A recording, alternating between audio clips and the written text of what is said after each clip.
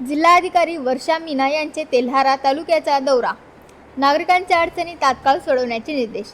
अकोला जिल्हाधिकारी वर्षा मीना यांनी तेल्हारा तालुक्याचा दौरा करत विविध विकास कामे आणि प्रशासकीय यंत्रणांचा आढावा घेतला। नागरिकांच्या तक्रारी आणि अडचणींचे तात्काळ निराकरण करण्याचे निर्देश त्यांनी प्रशासनाला दिले। दौऱ्यादरम्यान जिल्हाधिकारी वर्षा मीना यांनी अडसूळ परिसरातील वीटभट्ट्यांना भेट देत मजुरांच्या मुलांच्या शिक्षण आणि आरोग्याची योग्य काळजी घेण्याचे निर्देश दिले। तसेच सोयाबीन पिकाच्या उगवणीबाबत शेतकऱ्यांच्या तक्रारीच्या अनुषंगाने नुकसानग्रस्त शेताची पाहणी करून शेतकऱ्यांशी संवाद साधला आणि त्यांच्या अडचणी जाणून घेतल्या।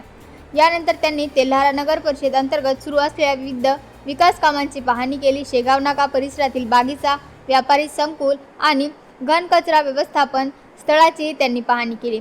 तालुका कृषी अधिकारी कार्यालयामार्फत शेतकऱ्यांना विविध योजनांचा मिळणारा लाभ आणि योजनांच्या अंमलबजावणीचा आढावाही जिल्हाधिकाऱ्यांनी घेतला। हिंगणी खुर्द येथील प्रगतिशील शेतकरी सुशील कोरडे यांच्या केळी प्रक्रिया केंद्राला भेट देत पानपिंपरी आणि कोल्ड स्टोरेजच्या बांधकामाची पाहणी केली।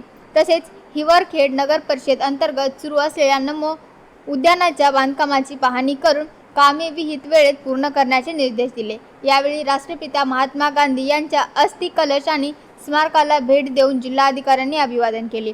विशेष सखोल पुनरीक्षण कार्यक्रमाच्या अनुषंगानेही त्यांनी आढावा घेतला।